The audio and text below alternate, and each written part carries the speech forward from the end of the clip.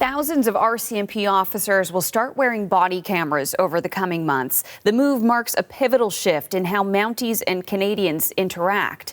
CBC's Catherine Tunney joins us now from Ottawa with the details. So, Catherine, what more can you tell us?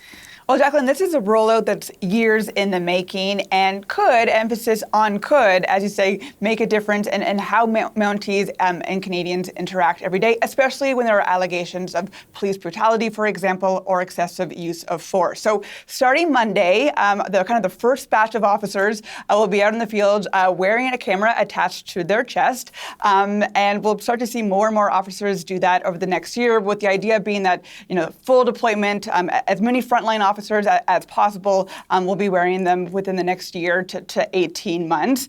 And the idea is that officers will be wearing them for almost every interaction with the public. There are some exceptions. If there's a strip search, for example, the camera would be turned off. Obviously, those are some intimate concerns, but otherwise, they're supposed to be wearing them for the majority of interactions.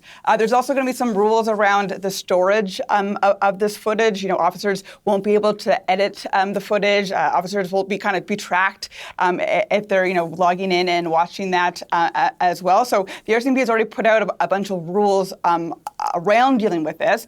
Now, other police agencies in Canada have already gone ahead with this technology, but the size and the unique mandate of the RCMP being obviously both federal police, but obviously the police of jurisdiction in many parts across this country makes this the largest and most ambitious rollout of this technology. So, Catherine, when will the body cam footage be released? Yeah, well, this is perhaps one of the biggest questions with this program. The RCMP says it's limited by privacy rules, so it's not as if, there's going to be a YouTube page dedicated to this kind of footage. Now, the Mounties have said that they could proactively disclose some of the footage where it's in the public interest to do so, although at a news conference today, they made that clear that would be very strict and limited situations. And really, it's that balance between, restoring potentially faith in the community with perhaps, fact-based information is not coming out of the situation. And that's when the commanding officer would make a determination with the region that the camera or incident happened, and they would weigh that release.